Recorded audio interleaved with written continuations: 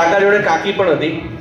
પણ કાકા, તમારા અનુભવ પ્રમાણે 40 વર્ષ થઈ ગયા છે મેરેજના આરામથી? થઈ ગયા. મને ખાલી એક જ પ્રશ્ન છે જેનો જવાબ હું શોધી જ નથી શકતો, એ મારે આજે આપણા સભામાં પૂછવી છે.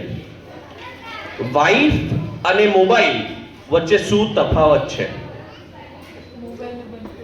મોબાઈલ ના હોય તો ચાલે, વાઈફ વગર ન ચાલે. ક્યાં છે કાકી? ક્યાં છે હમણાં? તમારા વગર ના ચાલે. અને આજની યંગ જનરેશન, અમે પૂછીએ અમારા જેનિશભાઈને, અહીંયા મારી સામે જો, પાછળ ક્યાં છે?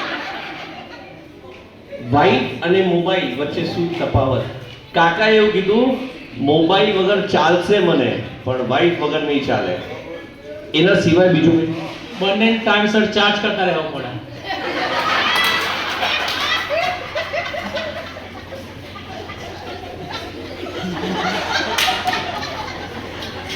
એક નહીં, 5 મિનિટ.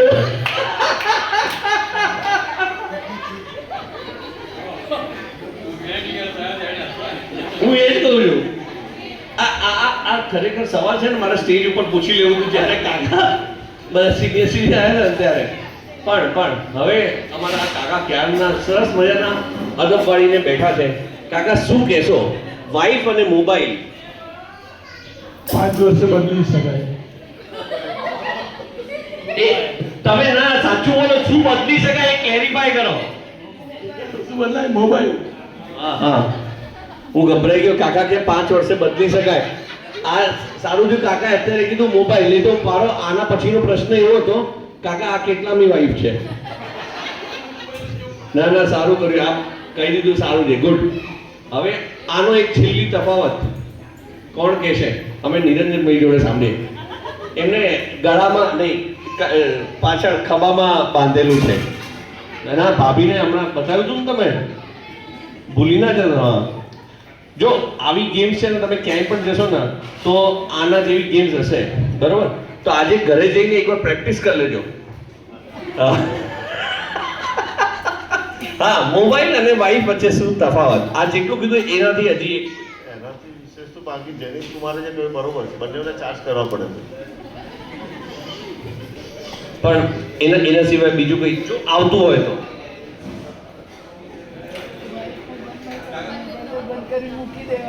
જો હવે વાઈફનો જવાબ સાંભળીએ.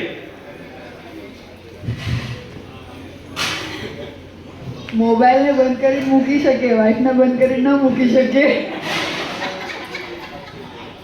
સર, તમે આવું બટન દબાવ્યું હતું?